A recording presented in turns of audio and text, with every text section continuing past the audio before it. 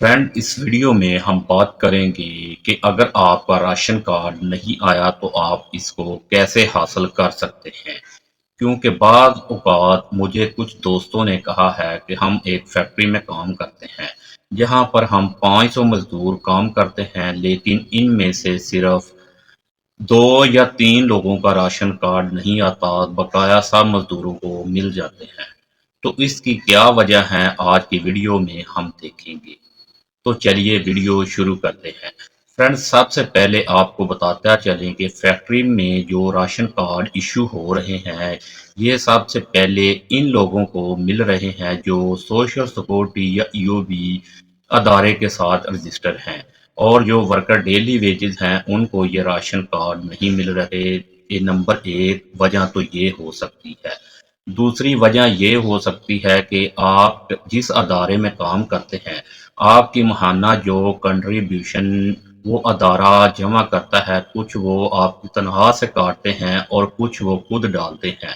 وہ جو کنٹریبیوشن جمع کرواتے ہیں، یا تو آپ کی کوئی قسط شارٹ ہوگی، یا پھر وہ جس جگہ آپ کی قسط جمع ہوتی ہے انہوں نے آپ کا ڈیٹا کمپلیٹ طرح رجسٹر نہیں کیا ہوگا، یہ ہو سکتا ہے۔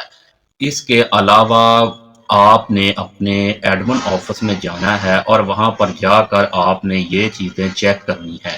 اگر وہ آپ کی بات نہیں سنتے تو آپ نے سوشل سیکورٹی کے ہیڈ آفس جانا ہے اور وہاں جا کر آپ نے کمپلین رجسٹر کرنی ہے۔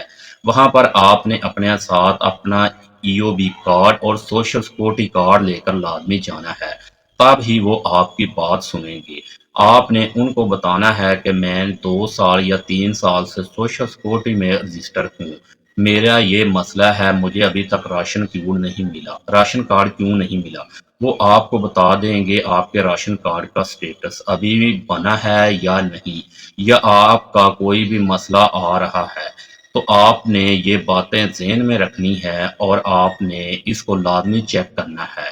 آپ نے ہاتھ پر ہاتھ رکھ کر بیٹھے نہیں رہنا، نہیں تو اس طرح آپ کچھ بھی نہیں کر سکتے اور آپ کا بہت زیادہ نقصان ہو جائے گا اور آپ کو کبھی بھی راشن کارڈ نہیں ملے گا۔ یہ بات اپنے ذہن میں رکھ لیں۔ ویڈیو پسند آئے تو ہمارے YouTube چینل کو لازمی سبسکرائب کریں۔ خدا حافظ۔